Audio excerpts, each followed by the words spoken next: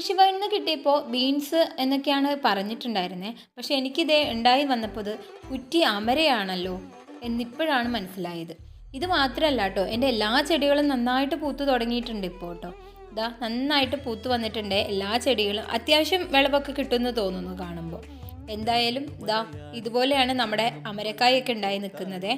വളങ്ങളൊന്നും നമ്മൾ രാസകീടനാശിനികളൊന്നും ഇതിൽ ഉപയോഗിച്ചിട്ടില്ല. അതുകൊണ്ട് തന്നെ നമുക്ക് ധൈര്യമായിട്ട് കഴിക്കാം. അപ്പോൾ എന്തായാലും ബീൻസിന് കിട്ടാത്ത പരിഭവം ചന്തയിൽ നിന്നും ബീൻസ് വിത്ത് വാങ്ങി ഞാൻ അങ്ങ് തീർത്തു. അപ്പോൾ ഇതാ ഈ ബീൻസ് വിത്തുകളെ നമുക്ക് വെണ്ട മുളയ്ക്കാത്ത നമ്മുടെ ബക്കറ്റിൽ തന്നെ നട്ടു കൊടുക്കാം. അപ്പോൾ ഇതാ ഇതുപോലെ മുഴുവനായിട്ടൊന്ന് മുളച്ച് പൊങ്ങിയതിന് ശേഷം പറിച്ച് നടാമെന്നുള്ള ഐഡിയയിലാണ് എങ്ങനെ ചെയ്യുന്നത്. അപ്പോൾ ഇതാ വിത്തുകളെ ഓരോന്നായിട്ടിട്ടു. നമ്മുടെ പയർ വിത്ത് നടുന്ന അതേ മെത്തേഡിലാണ് ഞാൻ ബീൻസ് നട്ടു കൊടുത്തത്. നിങ്ങളൊക്കെ എങ്ങനെയാണോ വിത്ത് നട്ടു കൊടുക്കാറുള്ളത്? ചെറുതായിട്ടൊന്ന് മണ്ണിലൊന്ന് പ്രസ് ചെയ്ത് കൊടുക്കുക മാത്രമേ ചെയ്യുള്ളൂ. അപ്പോൾ ഇതാ മുഴുവൻ വിത്തുകളെയും ഞാൻ നട്ടു കൊടുത്തു. ഇനി അവസാനത്തെ കലാപരിപാടി എന്താ? ഒന്ന് നനച്ചു കൊടുക്കുക. പിന്നെ അവരങ്ങ് മുളച്ചു വന്നോളും. അയ്യേ, ഇങ്ങനെയാണോ ചെടിക്ക് നനച്ചു കൊടുക്കുക എന്നൊന്നും പറഞ്ഞിട്ട് ട്രോളാൻ വന്നേക്കല്ലേ.